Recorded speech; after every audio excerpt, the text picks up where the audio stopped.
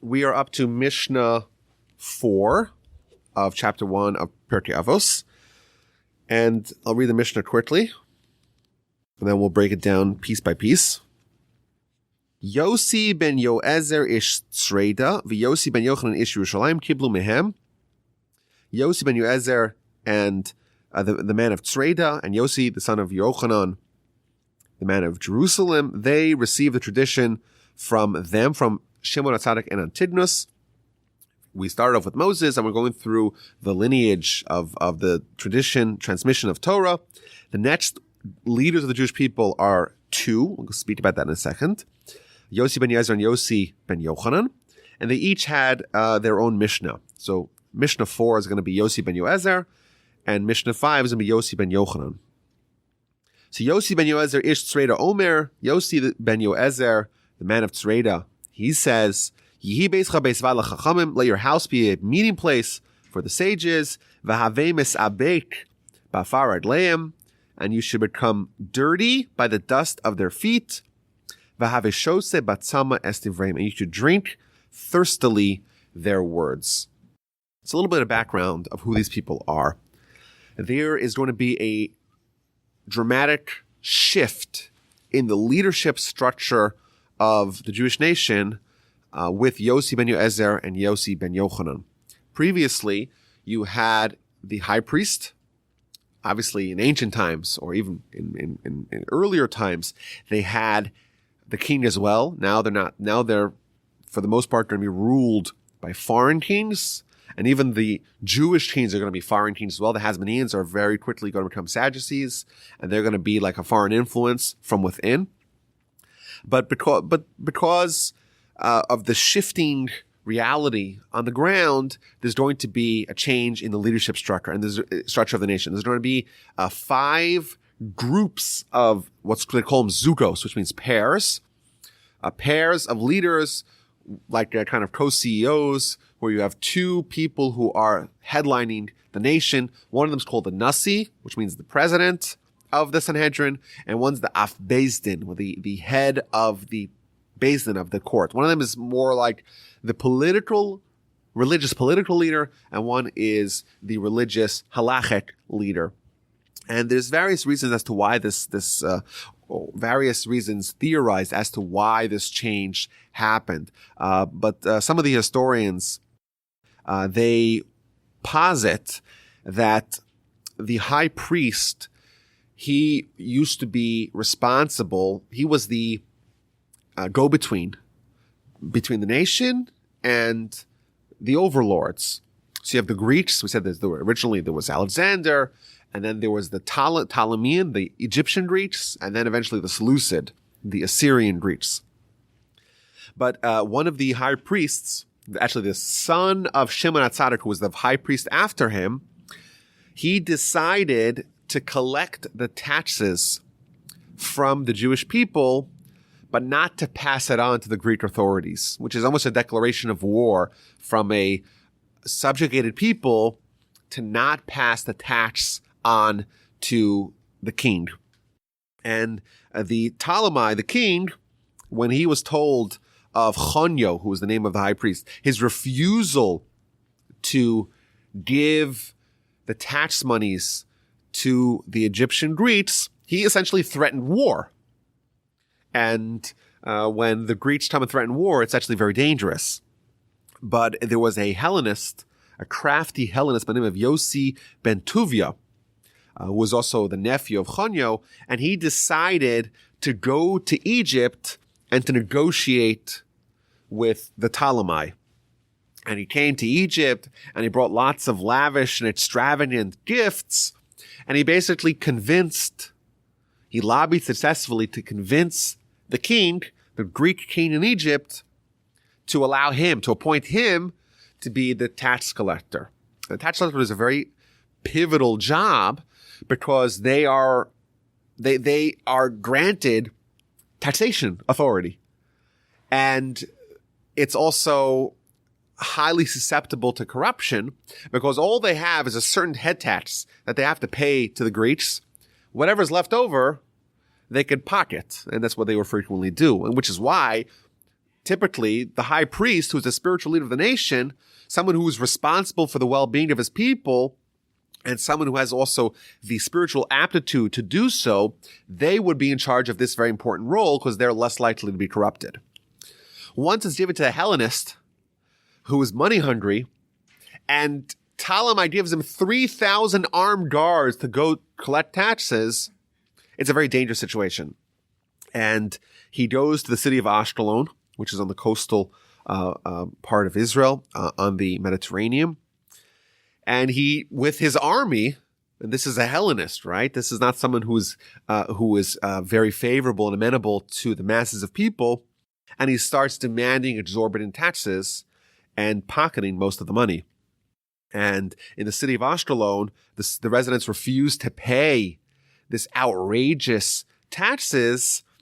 20 of the leading Jews of the city were actually executed by this new tax collector and his Greek cronies, and there's various punishments meted out to other Jews in other places. And you have this war where a lot of the Hellenists are joining this new camp of the tax collectors, and they're rampaging through Jewish towns. And this is going to be indicative of what's going to happen over the next several centuries in the Second Commonwealth, the Second Temple era, where you have this major faction of Jews that are very wealthy and very powerful and connected to the Greeks and eventually the Romans as well. And they are a cancer within because there's civil war where the masses of Jews are still obedient to the Sanhedrin, to the rabbis, and a small faction, but very powerful minority are Hellenists who want nothing to do with tradition, want to Greekify the nation as much as possible, and are going to tax the nation to tatters. And as a result of these new challenges, the decision was made to strip the Kohen Gadol of a lot of his responsibilities and to pass that on to the two most outstanding Torah scholars of the nation, and they're being called the Zugos. Zug means a pair. And the idea is to bolster the role of the rabbis and the great rabbis of the time, and to also diminish the role of the high priest.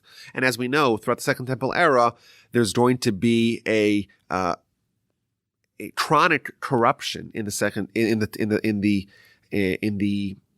high priesthood. There's going to be it's going to be sold to the highest bidder. Usually, it was the most righteous Kohen was nominated, and now it's going to be many of them are going to be Sadducees or Hellenists who just want to do it for the thrill of it, and they're going to bribe and they're going to cajole and they're going to pay their way to becoming a high priest. So a spiritual office is now becoming a political ploy. And to try to mitigate that, the rule of the Zugos were instituted, and they're going to be the ones who are going to try to stabilize and to solidify the spiritual status of the nation. So the first two Zugos, they're the ones coming after Shimon HaTzadik and Antigonus, the last ones to have total authority, a total leadership over the nation. The first two Zugos are Yossi ben Yoezer and Yossi ben Yochanan. In fact, in line with this devolvement of the nation, these two are the first to have a machlokas, first to have a dispute. As we get further away from Sinai, the likelihood of making mistakes obviously grows. But until this point in history, until the 2nd or 3rd century before the Common Era, there was never a halachic dispute amongst the rabbis. You have disputes that are settled, but this was a dispute that was not settled until later, and for a significant amount of time, there was a disagreement as to what the exact disagreement is. Again, to show how minor the disagreements were. What is the halacha with respect to smicha on Yom Tov, which is English for saying, does the Kohen place his hands on top of the animal on a festival or not? We know that there's a part of a sacrifice, putting hands on a sacrifice on the animal. Is that done on holidays or not? Obviously, it's a very minor rule, but there was still nonetheless a debate that was not settled to the times of Hillel and Shammai, who are the last of the Zugos several hundred years later. But again, I think this does dovetail with some of the themes we've spoken about in previous mishnas, that as we progress in time, there's a need to expand the rabbinic leadership, and as a result of the spiritual development of the people, both because we're going further away from Sinai and also because of the external factors of what the situation of the nation was at the time, that caused a degradation from generation to generation. Okay, so the second Mishnah of our book, the Mishnah of Shimon HaTzadik, of Shimon the Righteous, that taught us that there's three pillars upon which the world stands: Torah, Avoda, worship of God, and Gemilas Chasadim, and kindness, loving kindness. The last Mishnah on Tidnos, he told us how to do Avoda properly, how to worship God properly. Worship God, it's the attitude that you have when you approach worshiping God. This Mishnah is going to teach us the Torah element of Shimon HaTzadik. Shimon told us that Torah is what upholds the world. How do we access Torah? How do we maximize Torah? How do we deepen our connection with Torah? Comes along Yossi ben Yoez and tells us three instructions. Make our house a meeting place for the sages. We should sit by the dust of their feet, and we should drink their words thirstily. So what's interesting is that these instructions, first of all, none of them actually says study Torah. It says make your house a meeting place, sit by the foot of the teachers, and drink thirstily their words. It's interesting, like you would think the most basic element of gaining Torah is studying it.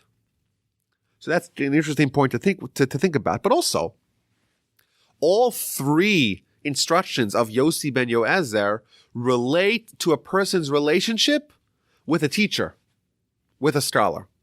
Make your house a meeting place for scholars, for teachers, for Talmidei Chachamim, for scholars, for sages. Sit by the dust of their feet. Right? Submit yourself to study from a teacher. And lastly, drink thirstily their words. So it's interesting that I think the most fundamental teaching that he's trying to convey is that when you want to study Torah, you look backwards. You go back to the ancients. And it's remarkable how Torah, like the peak of Torah was at Sinai, was with Moshe. And we're always referencing back towards that. And it's the only discipline where the better way, the way to better your understanding, your grasp of it, is to look backwards, not forwards. It's the only time where we say that the ancients had a greater grasp of the subject than we do. And there's no one today that compares to the Gaon of Vilna, who died in 1797. No one. His knowledge of Torah was so complete, it's astounding. But even the Gaon of Vilna, if you compare him to the Rambam, who was several hundred years prior, the Rambam was on a different level. And you compare the Rambam to Rabbi Akiva, who was 1,000 years earlier, different worlds. And Rabbi Akiva to Moshe, different worlds. And every other discipline, it's the opposite. The further along the path of progress you get, the more understanding. So we look at, Copernicus. Yes, he was a great scientist. Sure. Or look back to Newton. Sure. But now we know so much more. And now we've advanced so much more. And now we've already disproven a lot of what Einstein said. And that's just the nature of the beast. Yet somehow Torah is the other way around. That's the first insight. But moreover, how do we gain Torah? So what are we told? Make your house a meeting place for the scholars. What is my house? Where I live, my residence, my domicile. What does that have to do with studying of Torah? I think that what it's hinting at is that unlike other pursuits, there's no easy way to succeed and be done with respect to Torah. You want every other goal someone has. You want to write a book. You want to become a millionaire. You want to achieve X, Y, or Z. That's not in Torah. You can do it. You can finish it. You can retire. Here we're told that to gain Torah, you have to pursue it tenaciously and continuously. You have to bring it to your house. Torah is not something that you relegate to the study hall or to the synagogue or to the classroom.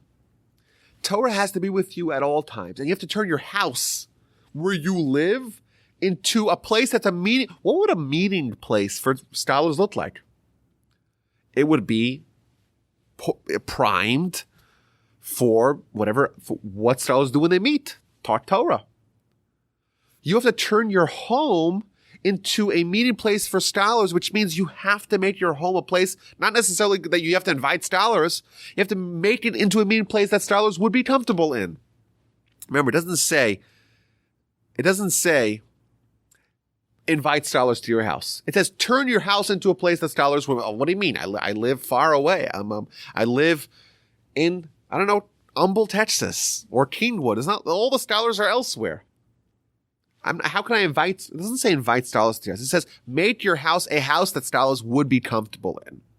Because if you do that and you live in your house, you're there most of the time, it's very likely that being surrounded, being in the conditions where scholarship and Torah thrives, you yourself will thrive as well.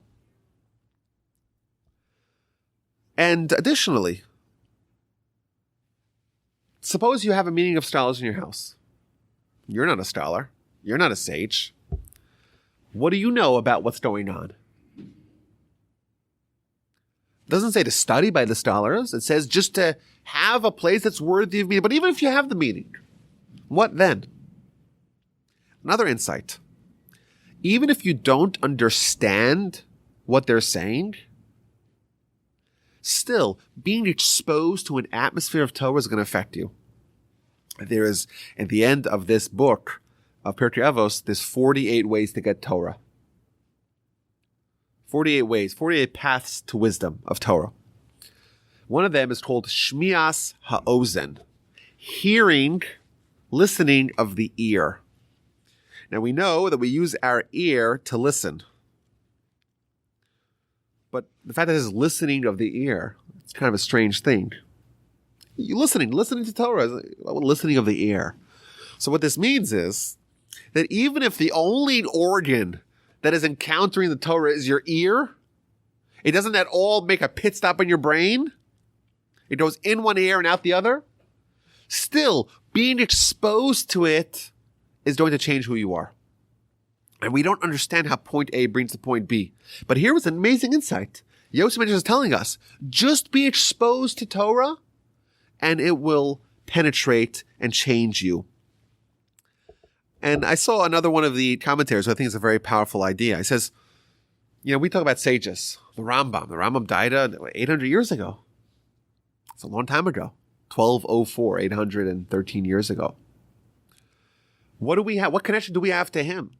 So the Talmud tells us that whenever you say the words of a scholar, you say Torah, I quote Rashi, I quote Yossi ben Yoezer. In his grave, his lips are moving. That's what the Talmud says.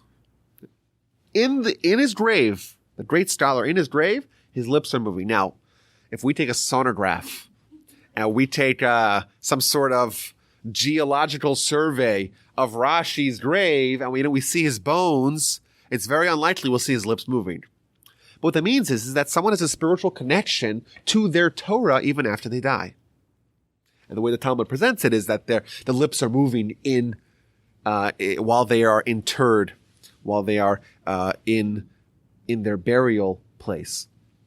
What this means is that the Torah of someone's scholar is still alive. The scholar is alive in his Torah, and he's still alive through his Torah. Not just alive in the spiritual world, alive in this world as well. So, I have books of Torah in my house. I remember there was one of my cousins. He liked to buy a lot of Torah books. And he was a scholar, he studied a lot. But he had loads of books, bookshelves full of books. And his wife didn't understand it. She said to him, listen, get one book, and you finish it, and move on to the next one. Why do you need to have so many? And that we used to laugh at it. This is what his wife's question was to him.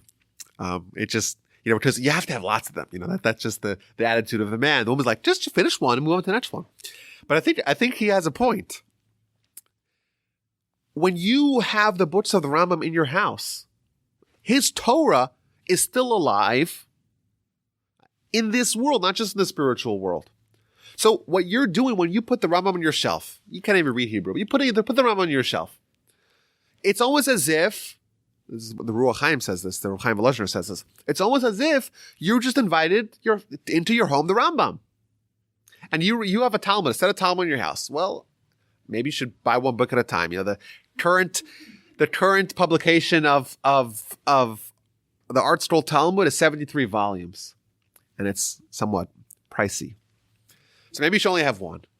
But there is this idea of filling your home with Torah and bringing a spiritual power into your world. Whatever you fill your house with, that is what surrounds you spiritually. We may not be able to study all of it. I have a whole set of Talmud in my house. Have I finished it? Not yet. But I feel like the fact that the Talmud is there with me and the Rambam is there with me and all this, that's a fulfillment of making my house a house where scholarship can potentially thrive. And that will affect you as well. What's the next thing it tells us? Sit by the dust of their feet. This is a kind of a strange teaching. What does it mean to sit by the dust of the feet of the scholars? So some of the commentaries point out that in ancient times they would have lectures, just like they have today, Torah lectures, Talmudic lectures by the great teachers. And the teachers would sit on a chair, but everyone else would sit on the floor, would sit on the dust.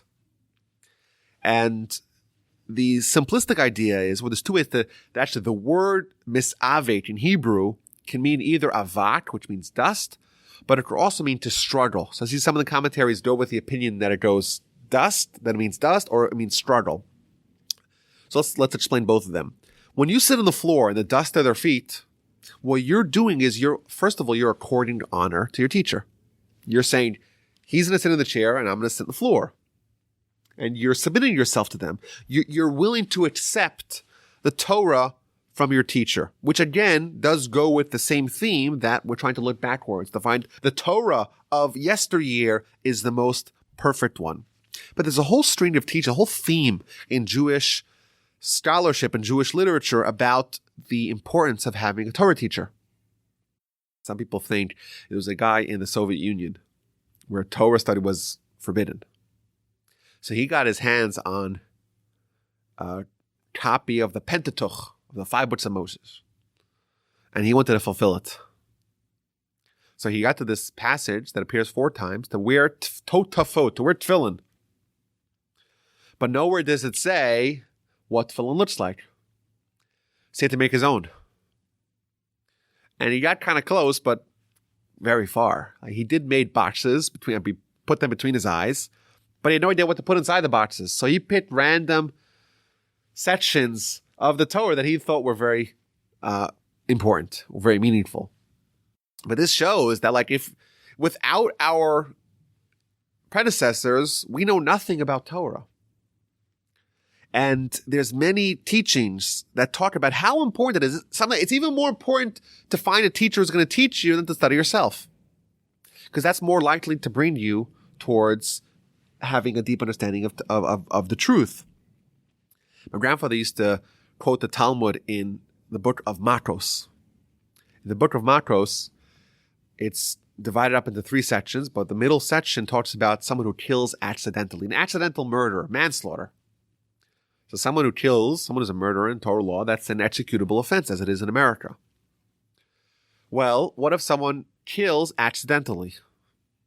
They were a little bit negligent and someone else died. So they get punished with exile. They have to go to the city of refuge. But the verse tells us that they have to live there.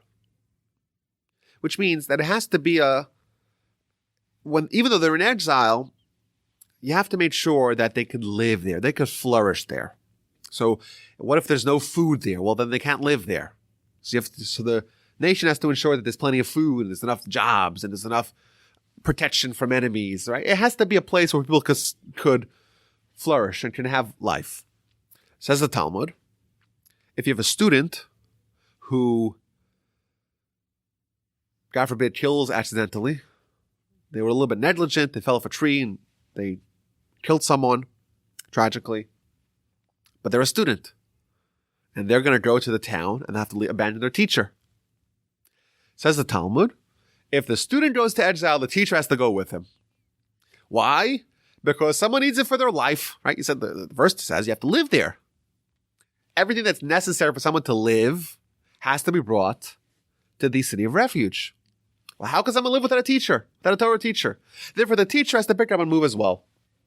He has to get up and move from his town and go bring his academy with him to the city of refuge.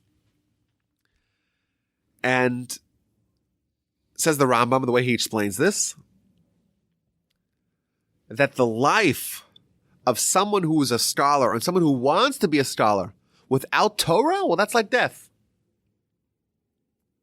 And the only way to have Torah is with the teacher, and therefore the teacher has to go, because otherwise the verse won't be fulfilled. The verse says that someone will have to live there.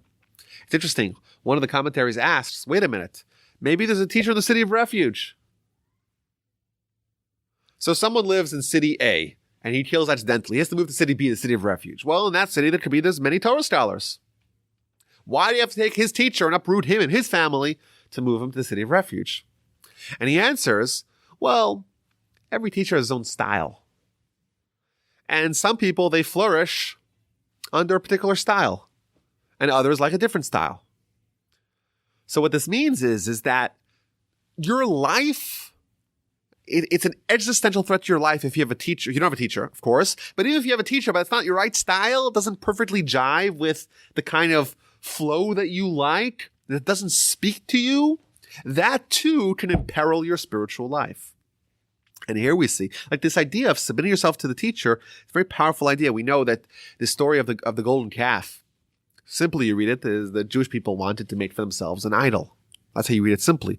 But if you read it very critically, and as the commentaries point out, primarily the Ramban in the end of Exodus, which in the story of the golden calf, it seems very clear is that what they actually wanted was a replacement for Moshe.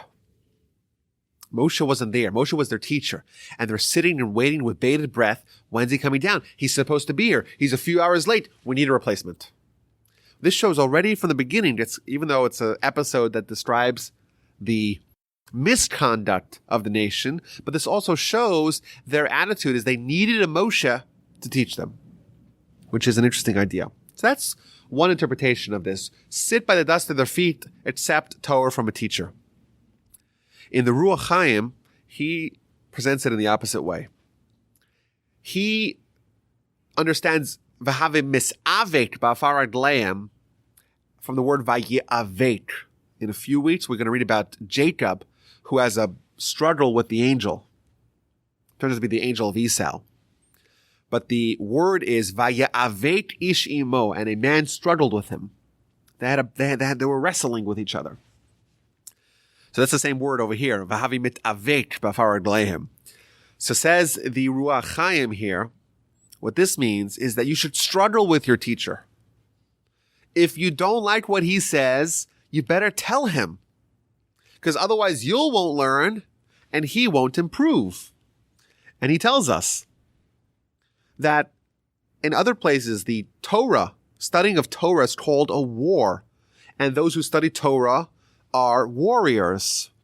And a student and a teacher and a father and a son, when they study and they disagree, they start fighting and battling. And each one of them should not forfeit unless they're convinced that their opponent, so to speak, is correct. And we think maybe if there's a teacher, I know no one here thinks like that, but some people think if there's a teacher, well, you got to accept their word as gospel. No. If you are convinced that you're right, if you're convinced that your argument is more correct of an interpretation of what the Torah is saying, you would better stand up for yourself, because otherwise you won't learn. And there's an addendum perhaps we could say here, is that what's the objective of Torah? Torah is to bring us to perfection. Perfection of ourselves, of our intellect. What this implies is that our perspective may be a little bit askew. It may be crooked. We may have a crooked way of thinking. Well, the Torah is from God. The Torah is the straight way of thinking. And therefore, we impose our thinking on the Torah and we see they're not necessarily aligned, we see there's a little bit of friction, a conflict, that's an opportunity for us to straighten our mind. And if we don't insist to try to understand why we're wrong, or maybe why someone else is wrong, we'll never come to reach the truth of Torah, and thus we'll never be able to acclimate and harmonize our mind, our intellect, with God's intellect, with Torah. The objective of Torah is to synchronize the way we think and the way God thinks. God says, I'm going to impart my brain into Torah. You plug your brain in, and wherever it doesn't match up, you straighten yourself out. And thus you're able to start thinking the way I do. And that's why, by the way, it's common for people who have a dilemma to go to a Torah scholar to ask them their dilemma. Why? Are they a prophet? No. Are they like the Kohen Gadol, the high priest who has the Urim and Tumim, that they can find out what God wants? No. But they have godly intellect because they came to Torah with their own intellect and they upgraded it to the higher version, to the godly intellect, and thus you could ask them a question on any area in the world. They're able to approach it with a sharper, with a more acute intellect because theirs was upgraded through Torah. But if you're not going to push and pursue and find out why you don't agree, you're never going to manage to access the higher levels of Torah, of straightening out your mind, of improving, of deepening, of making your thought patterns more profound and more sharp. You're never going to achieve that with Torah. Therefore, what the Mishnah is telling us, according to this angle, is that you should struggle with your teacher. You should argue with your teacher because only through that process will you achieve what the objective of Torah is. And finally, Mishnah tells us that you should drink thirstily their words. So the commentaries tell us that the way it's presented by some is that it's like drinking salt water. When someone's really thirsty and all they have is salt water, they drink the salt water, but that actually just compounds the problem. It makes them even more thirsty. And Rabbeinu Yonah, he tells us, is that someone who is already has drunk themselves, they're actually thirstier. And Torah has this counterintuitive quality to it that the more you drink, the thirstier you are. You're never quite content or sate with it. And therefore, someone who is replete with Torah, they are actually someone who is very desirous of Torah.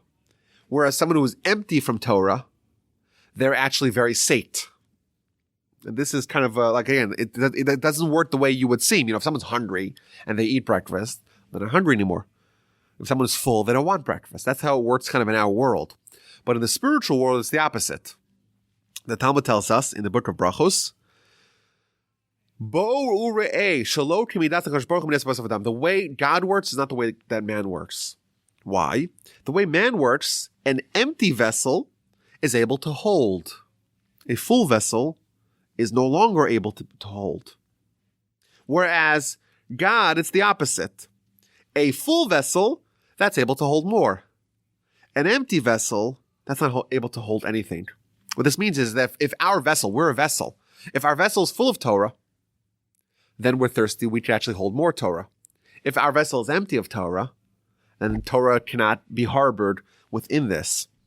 And it's interesting that there's a teaching in various places in the Talmud that describe how the Yetzer Hara works, the Yetzer Hara works. It tells us that there is a small organ that, again, does not work the way you would anticipate. Masbio ra'ev mar'ivo savea. If you satiate it, well, then it's hungry. And if you starve it, then it's satiated. Additionally, there's a verse in scripture, Ohev kesef, lo yispat kesef. Someone who loves money will never be satiated with money. Says the Talmud, whoever has mana, wrote some asayim. If you have 100, you want 200. If you have 200, you want 400. You're never quite satiated. Which again, seems counterintuitive. If you wanted something and you got it, well, okay, you should be happy now. But no, that just pushes it, kicks the can down the line. They say that the people that are, if someone's a billionaire, but they want $2 billion, then they're actually $1 billion in the red. Whereas if you only have 100 and you want 200, you're only 100 in the red. So ironically, you're lacking less the smaller you have. But that's because there's a tendency that what the Yetzer Hara does on the physical, so to speak, plane, he says, okay, these physical desires, you have them and you just compound them. And then we have on the spiritual plane what the soul is saying, spiritual desires will actually just deepen your desire for them. And what this is telling us is, drink thirstily their ways. What's telling us is that you have a choice to make. There's going to be an arena of your life that you're never going to be satisfied in. That's fixed. The only question is it going to be in the spiritual plane or in the physical plane, the material plane? Is it going to be in your body's realm or in your soul's realm? Is it going to be in this world? Is it going to be in the next world? Which area are you going to choose to stockpile? That's the only question. And here what it's telling us is that all you need to do is get the engine started. Drink thirstily their words. Once you begin this process, it starts to compound on its own. Once you get a little thirsty and then you drink, you get a little thirstier, and then you drink and then you get even thirstier. And that keeps on going all the way till you're done. And when are you done? When you die. And you're still thirsty. But the point is that the absolute accomplishment in Torah is going to be astronomical. What this is, again, going back to the beginning of the Mishnah, Torah, you have to work your whole life to get it. You have to fill your whole house with it. You have to study from a teacher. You have to never stop. Well, if we can never get it, how do we get it? The answer is yes, you'll never get it, but you'll change along the way. Even the great Rabbi Akiva, he says, I'm nothing in Torah. Well, if he's nothing, we're for sure nothing in Torah. Sure. But if Torah is accessing God's intellect, and just like God is infinite, God's intellect is infinite, it's never accessible to get it all anyhow. The only difference is that how much can I grab along the way? How much can I acclimate my mind to God's mind? Well, how do you do it? If you never stop, then maybe you'll change yourself in the maximum that you're able to do that. What it's telling us is invest your thirst, so to speak, in Torah. If you make that what you desire and what you're passionate about, then you'll actually accomplish a lot. Once you are on this path of pursuing Torah thirstily, you'll never stop learning, you'll never stop improving, and you'll never stop growing. Thus concludes the Mishnah of Yossi ben Yoezer, how to get Torah. And in the next Mishnah, we're going to find how to get kindness and thus complete this teaching of Shimon HaTzadik of how to accomplish the three things upon which the world stands.